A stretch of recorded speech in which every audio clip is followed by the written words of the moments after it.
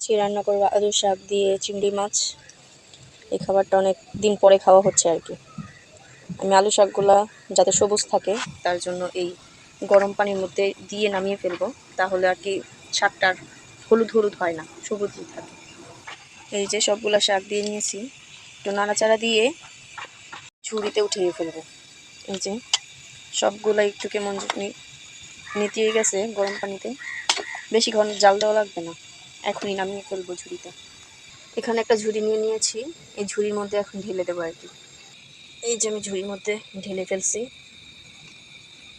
রান্না করার জন্য এখন দিয়ে দিব একটু পেঁয়াজ, পরিমাণ মতো তেল দিয়ে একটু নাড়াচাড়া করে লাল লাল করে ভেজে নেবো।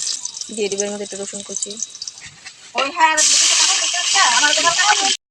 দিয়ে দিব এর মধ্যে একটু আদা রসুন বাটা, দিয়ে দিব একটু হলুদের গুঁড়া, দিয়ে দিব মরিচের গুঁড়ো, দিয়ে দেবো ধনিয়ার গুঁড়ো, দিয়ে দেবো পরিমাণ মতো লবণ, দিয়ে ভালোভাবে এটা কষিয়ে নেব। আর দিয়ে দেবো কিছু কাঁচামরিচ। মশলাটা কষতে কষতে আমি একটু মাছগুলো ভেজে নিব। অনেকে ভেজেও খায়, অনেকে না ভেজেও খায়।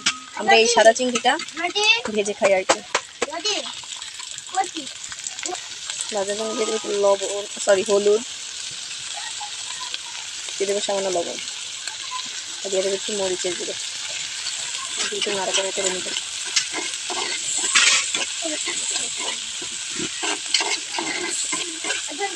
বল, এখান থেকে অর্ধেক ভাজা চিংড়িগুলো আমি তরকারিতে দিয়ে দিব।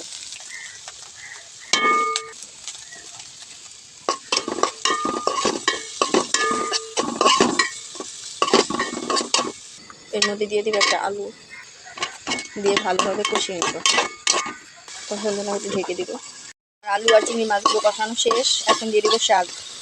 যে শাকগুলো আমি আগে থেকে সেদ্ধ করে নিয়েছিলাম, না সেদ্ধ বলতে কি একটু ভাপ দিয়ে নিয়েছিলাম, এই যে সেই ভাপ দেওয়া শাক ওর মধ্যে এখন দিয়ে দেবো।